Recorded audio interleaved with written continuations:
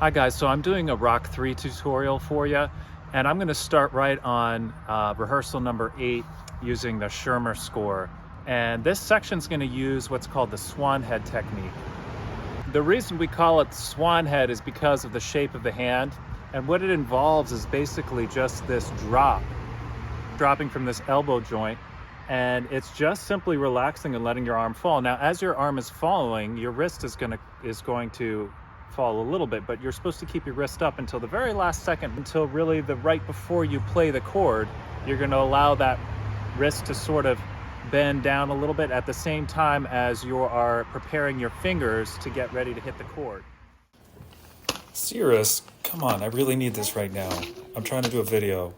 Give it back. Okay, so rehearsal number 8. Big chords here. Now, you're not going to want to think about stretching and then hitting the chord. Whether you want to hit this or roll it or whatever in the left hand, I of course hit it, but you're going to want to think about always coming back to this, what I call the ready position or swan head position. This is what it looks like from the side. You don't need to be up here. I see kids will come up here and then drop from there. You really don't need to drop from there, just about here. And it's a few inches, 3 or 4 inches, okay? So you're gonna drop onto the chord. Now, when I come back here. This just is an exercise, okay? You're not actually gonna come back to here when you're playing full tempo, okay? But what's happening is by doing this, I'm practicing just the right release motion, and the release will take me to a centered position over the next chord. So practice dropping here, then release should take you right to where you need to be for the next chord. Okay, so that will give you the feel of how you're going to drop your arm to play these chords effortlessly, without effort, okay?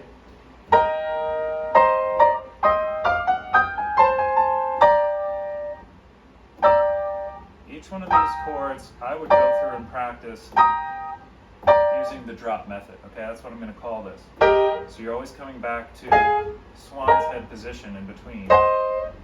The release takes you over the next chord. So what would be wrong is if I did this, then I released, then I placed for the next chord, and then I do that. What's the correct way is my release takes me right over the next chord, and then I just drop from there and I'm fine. Drop from there and then I'm fine. See, now I'm over the next chord, okay? The wrist is up higher than the knuckles, and it's important that the hand is completely not having any stretch or tension. We come back to a relaxed position in between chords. So, you know, if I'm playing,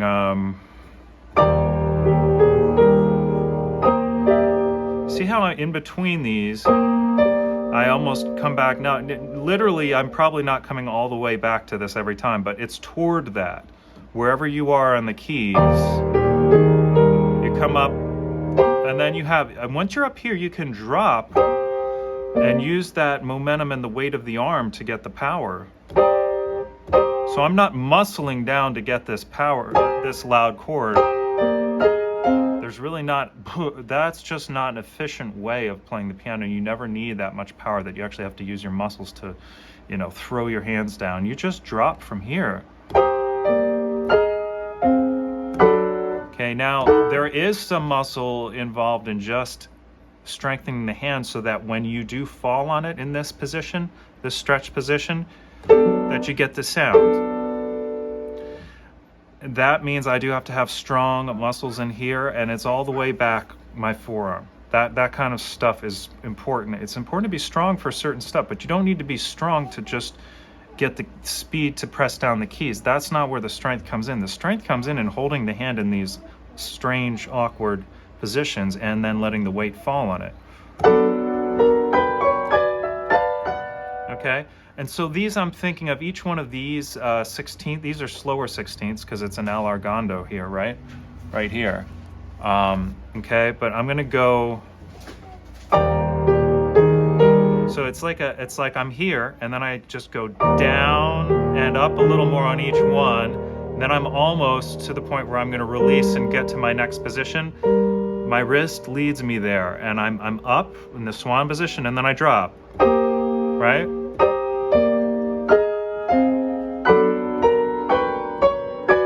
go through each one of these, think of whether your wrist is going to be down or up. So obviously when I drop, I'm going to be going down on that chord. Down, up, down, up, down, up, down, up, big down here, and then up a little more so that I can drop, right? Drop, okay? That's a double forte sound right there. Okay, so now we're gonna take a look at this tempo section where we have triplets with this thumb melody on the top in the left hand, and then in the right hand, we really wanna bring out these upper notes, these octaves on the outside of these chords, because that's where your melody is. All right, so drop, remember we said dropping from the Swan position, that's important to get used to. Now, am I gonna literally do a big drop like that? No, I'm gonna probably be here and drop. Because I have a heavy arm and I don't need much distance to drop, but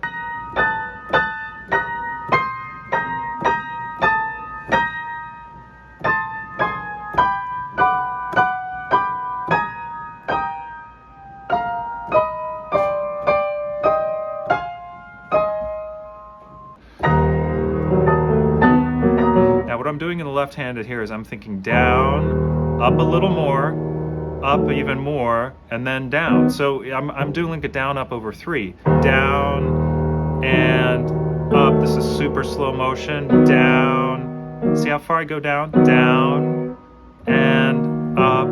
Now, of course, I'm weighting toward the thumb. This is all in how you're shaping the hand, right? It's all very important.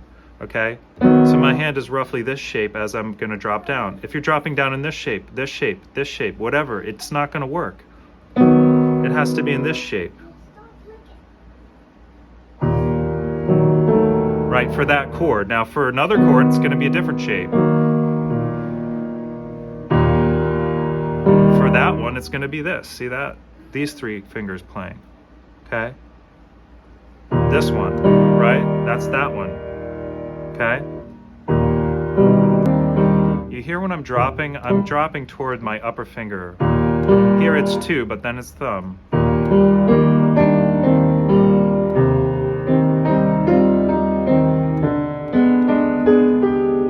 And you should be able to go through and really effectively play the left hand alone with this melody.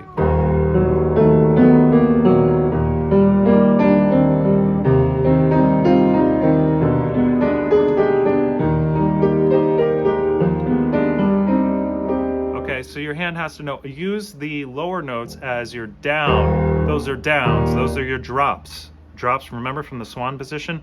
Drop onto those, wrist going down. Then you can use the up part of your stroke, right? That one's gonna be a little lower, my bad. It's on the 3rd of those chords is when the wrist will be up like this, right? On the 3rd of each of those triplets. That's when it'll be up the most, but then when I hit the chord, I go down a bit. So there's always this fluidity, down, up, decide where you're gonna be, down or up.